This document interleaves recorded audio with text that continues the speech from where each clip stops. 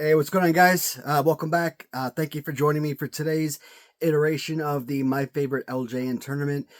So, as I've kind of mentioned before, guys, I think for the next, well, actually for the foreseeable future, I'm probably going to stick primarily to wrestling or collection-related videos. So, the first round is probably going to take up about 40 videos. So this is going to be a very long process to go through this tournament, especially when you're looking at 4 matchups per video. Yeah, you're looking at about 40 videos. And if I had stretched it out to 5 matchups, maybe cut it down to like 30 videos. But right now, I just want to do something fun, man. I'm getting a lot of heat drawback from a lot of the other videos I make. Discussion videos and whatnot, the commentary related videos, I guess we would call them. So, and they're not getting a lot of views anyways. So, I just want to go back to the basics. A lot of the videos that a lot of you guys have tuned in to watch that really sparked your interest, and so far it looks like these tournament videos are something that you guys are getting a kick out of. So, I will try and keep these going as long as I can. As I said, I'm still doing dailies, so this should be an ongoing process where for the next couple months, easy, I'll have something going on every single day. Now, from time to time, yeah, I'll kind of interrupt the tournament, and if I have something come up like a new pickup or whatnot, or if I need to do a new review or something, I'll kind of interrupt the tournament to post those particular videos. Or if it needs to be a 2-video day, I'll post a secondary video. But today's video, again, part 3 of the tournament. So in round 1-1, the Strike Force Tito Santana custom from the 1J Rugs defeated the gold variant of Johnny Valiant custom. From Eric, Macho Man defeated Earthquake from Kevin Pelkey. That's the Red Earthquake. The original Red SD Jones defeated Original X. And from Ram Treasures, their Dino Bravo figure defeated their own Kerry Von Erich figure. In round 1, part 2, we saw the Rhythm and Blues custom Greg Valentine defeat Original Jim Duggan. Random Treasures Dusty Rhodes defeated the 1J Rugs Mountie. Macho Man from Robert Jackson defeated the Eric Honky Tonk Man. So that was Honky Tonk Man in white. And Goldust Custom defeated Random Treasures Arn Anderson. So let's go ahead and draw the names for today's video. And let's get this ball rolling. First matchup is going to feature Lex Luger, and he does battle against Wrestling Riders British Bulldog. I feel like I'm getting a lot of Wrestling Rider and a lot of Ram Treasure figures, so I'm going to try and mix this up a little bit more. Next matchup, Rick Rude Volume 2 is going to square off against Nasty Boys Black Suit Jimmy Hart.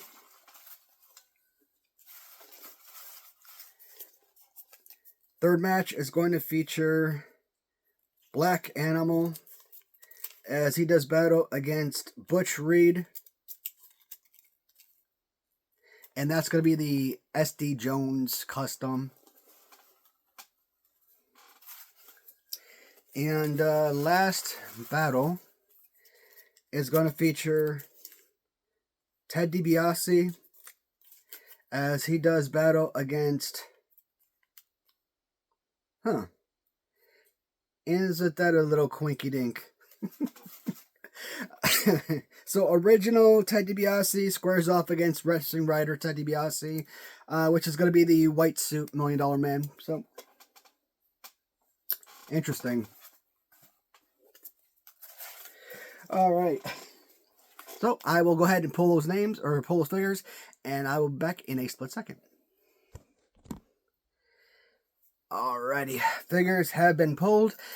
First matchup, we did say from Random Treasures, the Galoob 2-up of Lex Luger is going to do battle against the British Bulldog. This comes from Wrestling Rider. So, we will start with the British Bulldog. So, one of those figures that when I first picked them up, there's a lot of figures I used to brag about that I really enjoyed, but over time, you kind of lose your passion for certain figures. British Bulldog will always be one of my all-time favorite wrestlers. Love Davey Boy Smith, one of the most talented wrestlers out there. I love the fact that he was able to defeat Bret Hart. I mean, that kind of proved his value in the ring, his skill set. And, you know, it's family, right? He defeated his brother-in-law, so I thought that was pretty awesome. So that was a nice touch that they allowed Davey Boy to defeat, you know, his family, essentially, to win his title. The fact that this man never had a heavyweight title bout was insane. Literally one of the greatest in-ring athletes ever. He had the physique that you would think that someone like a Vince McMahon would have coveted. And you know what? He came back and forth to the WWF. And it's depressing to think that this man died at like age 40. And that's a damn shame. One of those guys that you actually idolized growing up. It's sad. I don't know what it is about wrestling, man, but very few people actually live to have the longevity of a guy like Kamala who lived to be 70, or an Iron Sheik. I think he lived to be like 81 or something. Most wrestlers, they're dying in their 30s and 40s, man, and it's insane. And a lot of them are in fantastic shape. Yeah, you can blame drugs sometimes, but that's not always the case. Sometimes it's heart problems or whatnot. But, I mean, that's the stress that you put on your body, right, for being an athlete. So, the figure, like I said, the figure out from first glance, it looks incredible. As a statue, yeah, it's fine. There are certain things about the figure as, you know, as time passed that it kind of takes away the overall value for me. So one of the first things that I noticed about the figure is the head. So with the hair and the bushiness of the hair, love it. Perfect. But his head is also like super thin. Basically, think of part 3 of Friday the 13th when Jason takes the guy and he squishes his head in and his eyeballs pop out. That's basically what his head looks like. It's like somebody squished his head in. I hate that. It kills the overall figure. The back, I don't know what they were doing in the mold, but the way that he's got the little indentation, the back kind of kills it. And as you can see, the paint is chipping throughout the figure. So a figure that I really enjoyed at one point is really been downgrading. So I just don't covet the figure as much as I once did. And the pose, that whole Ted Arcidi pose, I've never been a fan of. Kind of not exactly alike, but very similar to that of the Kerry Von Erich. So pose-wise, kills it. Overall look is pretty fantastic. I'm a pose first guy. Hate that. Lex Luger. Lex Luger, I actually not this one, obviously with the green UK exclusive paint scheme, but obviously the original blue US release. I had the actual Galoob figure from childhood, and there are certain figures that you had from childhood that you utilized because you had it and you wanted, and you had to make use out of it, right? I never enjoyed one-on-one matches as a kid. I never liked tag team matches. Yeah, I had them, but I always enjoyed Royal Rumbles. I was a fanatic for Royal Rumbles, even as an adult. If I would have put a matchup together, I would not be doing these one-on-one matches. It's boring. I like Royal Rumbles. I like being able to put all the figures together. So we had maybe more than a dozen figures of Hasbro, probably half a dozen or so Galoob, or 7 figures from Galoob. So you didn't have a full 30-man roster. So that's why we'd have to go in and grab like Ghostbuster figures or Thundercats or Harry and the Henderson, Incredible Hulk, or, these random figures around the house that we would have to utilize to like create a full 30-man rosters to fill out the Royal Rumble, right? And so, yeah, Lex Luger, he had an awesome double DDT pose and whatnot, but come on. The whole little make-believe where you gotta sit there and pretend to kind of throw a punch, I hated that. Little pretend body slam, no. I don't want to sit there and pretend. I want a legitimate fighting pose. You don't, where you can actually see it happening. Neither one of these figures have any type of pose whatsoever. I love what Ram Treasures does with their Galoob 2-ups. It is still very cartoony, and the rubber, when you kind of look at it, obviously it doesn't give you, when you actually look at the real Galoobs, it looks more authentic, more realistic, I guess, to a degree. And when you look at the Ram Treasures Galoob, yeah, it's, I don't want to say generic. They do a really good job in upscaling the the Galoob figures, but I can't. That's one area that I think Ram Treasures succeeds in, is the Galoob 2-ups. So I have no issues with them, and it's the one set of figures that they released that I'm always enthusiastic about. So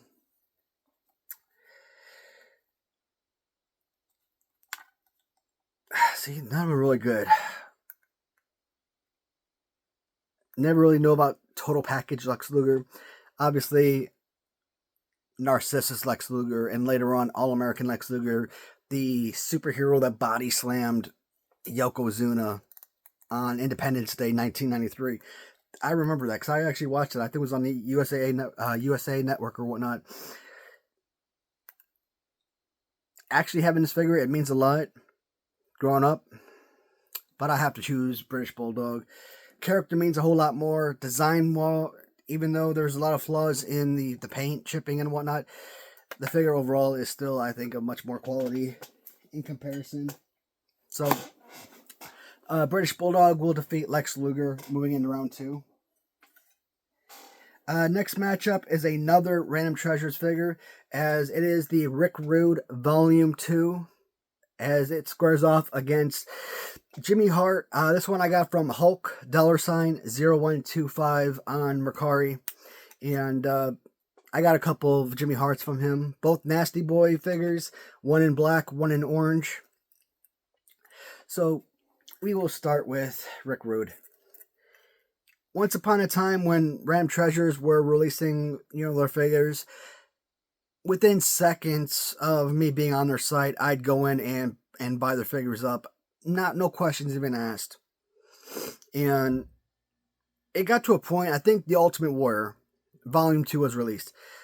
I'm like, it's a fantastic figure. I like the pose. I mean, it's basically a Warlord figure. But there's already an amazing Warlord or Ultimate Warrior LJN figure. I don't want to see another Ultimate Warrior. You don't need another Ultimate Warrior. You already have a perfect figure. Why would you create another Ultimate Warrior, right? So when Ultimate Warrior came out, I'm like, man, I'm not going to get this. I think maybe it took me several minutes, several hours, a day or two. I don't remember how long. But I did pick it up relatively quickly. And then the next figure that came out was, I think, the Volume 2 of Rick Rude. I looked at this, I'm like, you know what? Okay, I understood redoing Rick Rude. It made a lot of sense. The original Rick Rude, terrible. But if you're going to redo Rick Rude, I was kind of hoping for like the greatest action figure ever made, and Tom Zink. We get a Tom Zink Galoob. I was not happy about that. And I'm like, this is probably the very first figure where I really like, you know what? I'm done. No. I refuse to spend my money on that. And yeah, I think, again, relatively quickly, probably not the same day. I probably waited a day or two before I bought it. But normally when I went from like within minutes or seconds of seeing a listing to purchasing a Ram Treasures figure to like waiting multiple days, you knew that things were going downhill. The figure overall is not horrible. I mean, it's an excellent Rick Rude face and head mold. As far as fighting pose, I mean, it's definitely better than what you got from LJN, right? But the pants, I like the original LJN pants. I like the color scheme of it. Design-wise, I mean, you do get a lot of really cool designs with what Ram Treasures came out with. But like I said, Tom Zank Galoob was not exactly a good fighting pose. And like, I'm sitting there, I'm like, like how... I couldn't imagine having a Galoob figure as a kid and playing with that. It would be so annoying, right? So, it's a decent figure. I don't want to say it's not a bad figure. I'm just put that out there. It's not bad. It's just not great. Jimmy Hart, I love the original LJN Jimmy Hart. I think it's fantastic. All the Jimmy Hart customs that I have, the paint work is done absolutely fantastic. I love the fact that they kind of give either the orange or the black. It doesn't matter. I love the fact that they kind of incorporate the Nasty Boys on the back. Or, you know, throwing like Dino Bravo, right? Or Natural Disasters. Some of the teams that he, or wrestlers, individual wrestlers that he covered. I have a Hart Foundation version of him. So you're going to see quite a number of Jimmy Hart figures in this tournament. Now, when it comes to the original LJN, because there's 3 variants, you really don't need to see all 3 variants. So I only selected the All Hearts variant on the microphone, or megaphone. So that's not really, you're not going to have to see all the different variants. Like when you start saying B. Brian Blair, for example, you're going to see B. Brian Blair with black stripes. You're not going to see the B. Brian Blair with no stripes. Bret Hart, you're going to see either the pink or the purple, whichever one I grab. You're not going to see the other one because, again, you're going to see all these other Bret Hart customs. The variants, it's not necessary. Corporal Kirchner, I think all I have for Corporal Kirchner original is the bearded version in this tournament. I don't have like the stubble or clean shaven. You're going to see a ton of his customs in this tournament, but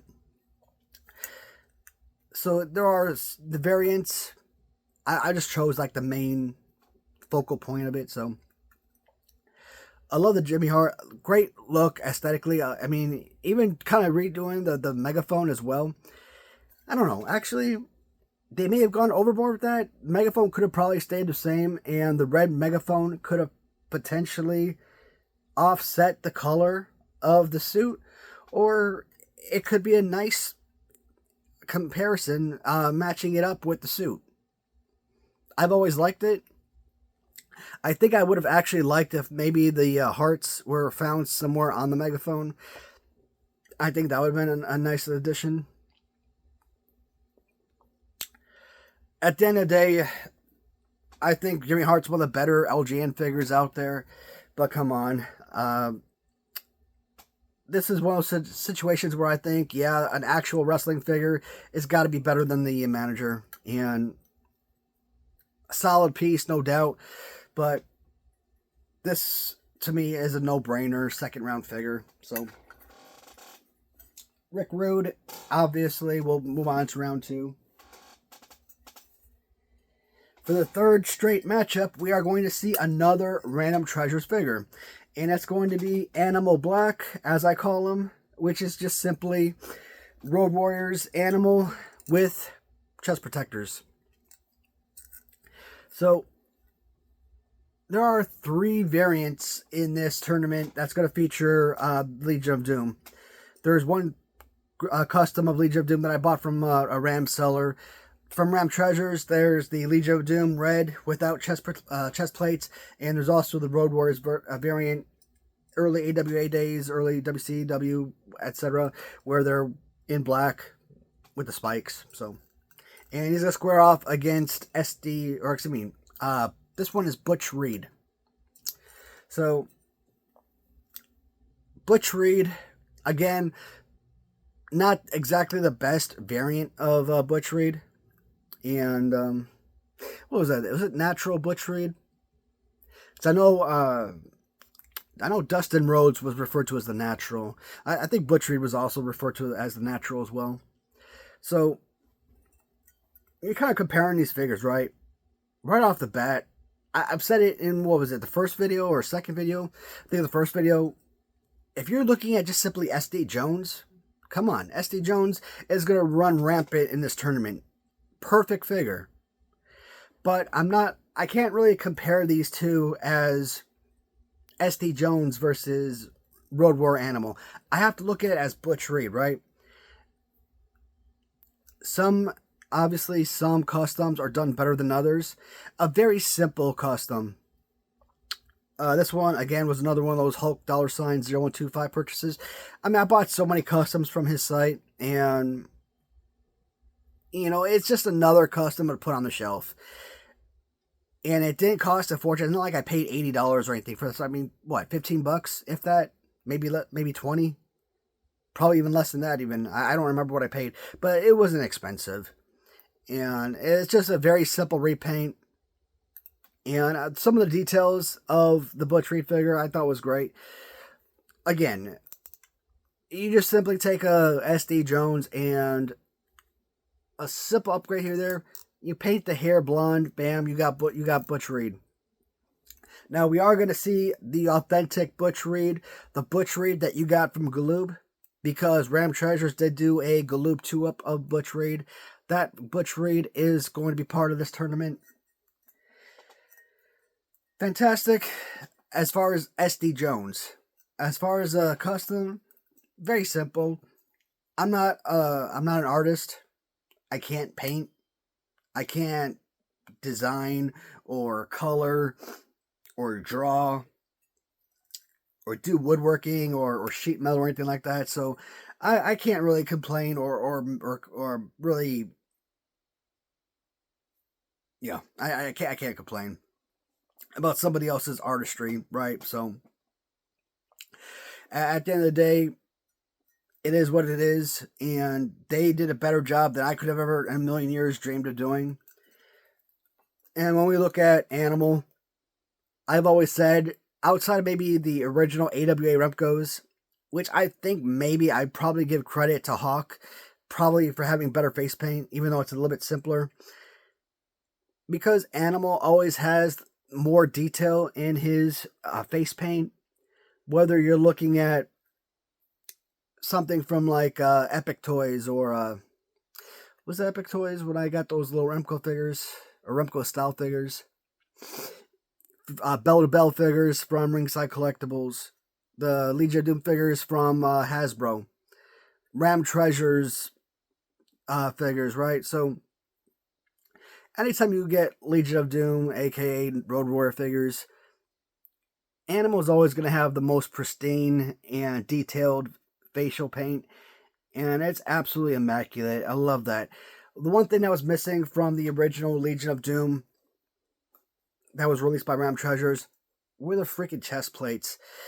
It would have been nice if they had something that was removable. I thought that would have been absolutely amazing. Now, when they came out with these, I'm like, love it. Is the chest plate necessary to be removed?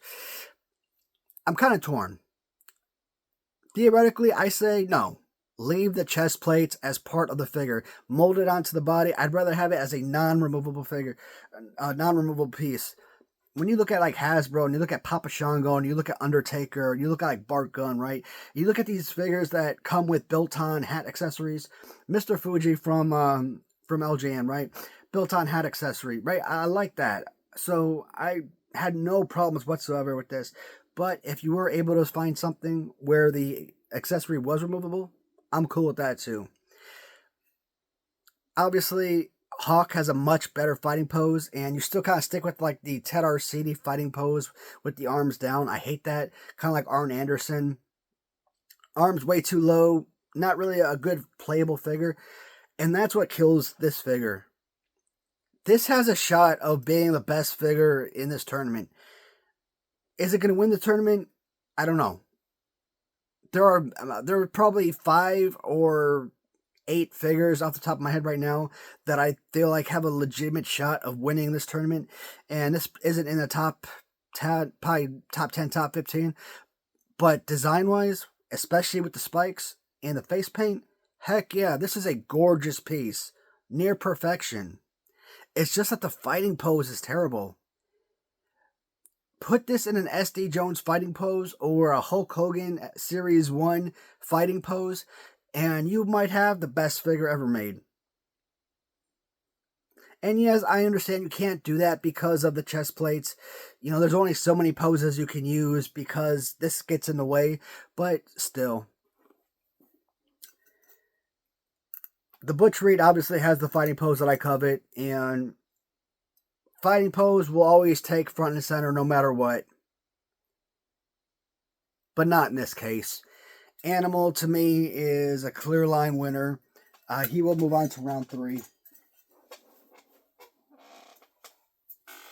So, last matchup is going to feature original $1 Million Man as he squares off against the Wrestling Rider $1 Million Man. So, for the longest time, I always said kind of Eric's version was my favorite $1 Million Man, and there's certain things about this one that kind of stands out that, again, you're noticing afterwards. Like the face, it looks weird, obviously. Like, it doesn't look like a natural rubber figure. It kind of looks like, I mean, it's not resin. I mean, it's the figure moves and whatnot, but the paint does crack and everything. So, overall color and design looks fantastic. I love the original $1 Million Man. I will say it a million times. When you come across $1 Million Man and Honky Tonk Man and, let's say, Bam Bam Bigelow and Vince McMahon, I'm kind of looking over on the shelf. Referee, of course, Big Boss Man, we already know his look, but if you took Harley Race, you took off the jacket he's wearing, the vest, shawl, whatever the hell he is wearing, and he was just a guy in trunks, that is one of the worst action figures ever made. Right up there with Jimmy Snuka, terrible. But because of the added accessories, the clothing, it gives it that extra design and it makes it fantastic.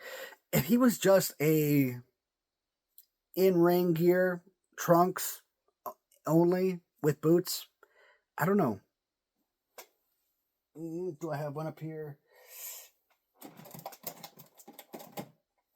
If you were to take this and make him look like this, would it necessarily make it a better looking figure? I don't think so. I think the overall look and design of the $1 Million Man is as special because of the added clothing. Now, there are some downsides. Obviously, the big wad of cash.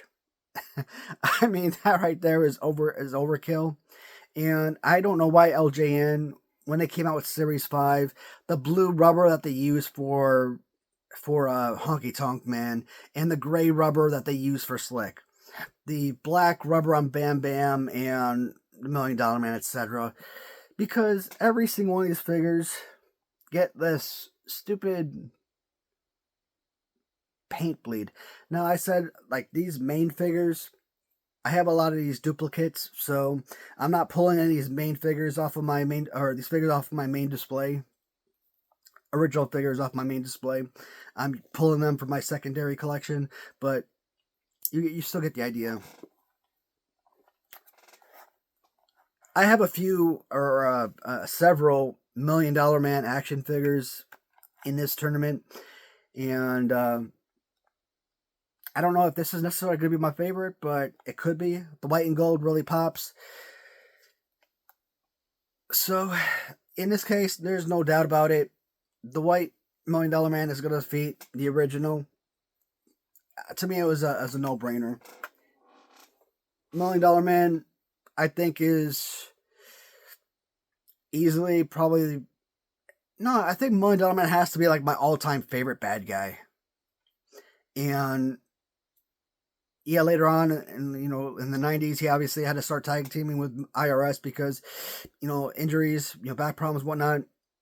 It's kind of like what Yokozuna was going through. He had to start tag teaming with Owen Hart and for tag team champions, and Owen Hart had to do the brunt of the work. Well, IRS had to do the brunt of his work because $1 Million Man just wasn't as fluent in the ring as he once was because of those injuries. So, and then obviously later on, $1 Million Man just became a manager and created Money Incorporated and all that, or Million Dollar Corporation, which I think was a fantastic stable. Everybody gives all this credit to like Bobby Heenan for creating the Heenan family, like the Sopranos or something, like a mafia or something. But man, nobody really gives credit to the Million Dollar Corporation.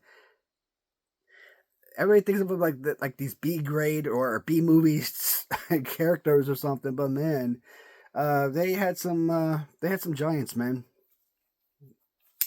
Oh, guys, we're past 30 minutes now, so I would just like to thank you for watching another video, another enjoyable video for me. So, uh, yeah, I think I'll try and get about 6 of these videos in, and I might put a little individual video in between, and then we'll do like another 6 or so, kind of keep things fresh for everybody. So, all right, guys, thanks for watching, and I will see you in the next video. Goodbye, everybody.